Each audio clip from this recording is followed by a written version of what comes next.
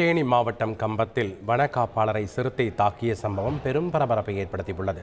கோம்பேரோடு குடியிருப்பு பகுதியைச் சேர்ந்த ஈஸ்வரன் என்பவரை தாக்க சிறுத்தை ஒன்று பாய்ந்துள்ளது. நூலிலையில் ஈஸ்வரன் உயிர் தப்பியுள்ளார். நாய்கள் குறைத்ததால் அங்கிருந்து சிறுத்தை தப்பி ஓடி மற்றொரு புதருக்குள் ஒளிந்து கொண்டது. வனத்துறையினர் சிறுத்தை நடமாட்டம் குறித்து ஆய்வு செய்தனர். பின்னர் ஈஸ்வரன் கூறிய பகுதியில் சிறுத்தை உள்ளதா என்பது குறித்து வனத்துறையினர் தேடிச் சென்ற போது அங்கு ஒளிந்திருந்த சிறுத்தை திடீரென வனக்காப்பாளர் ரகுராம் பாண்டியன் என்பவரை தாக்கிவிட்டு தப்பியோடியது. இதில் அவரது தலையில் காயம் ஏற்பட்டது. அந்த பகுதியை சுற்றிலும் தற்போது வனத்துறையினர், காவல்துறையினர், தீயணைப்புத் துறையினர் பாதுகாப்பு பணியில் ஈடுபட்டு வருகின்றனர். மேலும் சிறுத்தை நடமாட்டம் குறித்து அப்பகுதி பொதுமக்களுக்கு எச்சரிக்கை விடுக்கப்பட்டுள்ளது.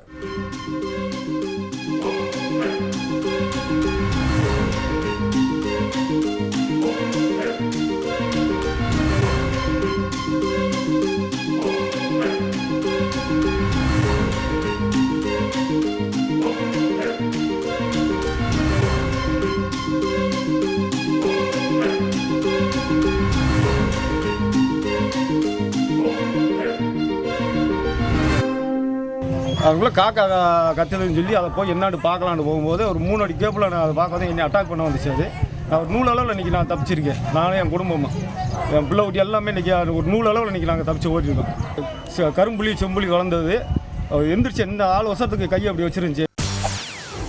செய்திகளை உடனுக்குடன் தெரிந்து கொள்ள உடனே சப்ஸ்கிரைப் பண்ணுங்க.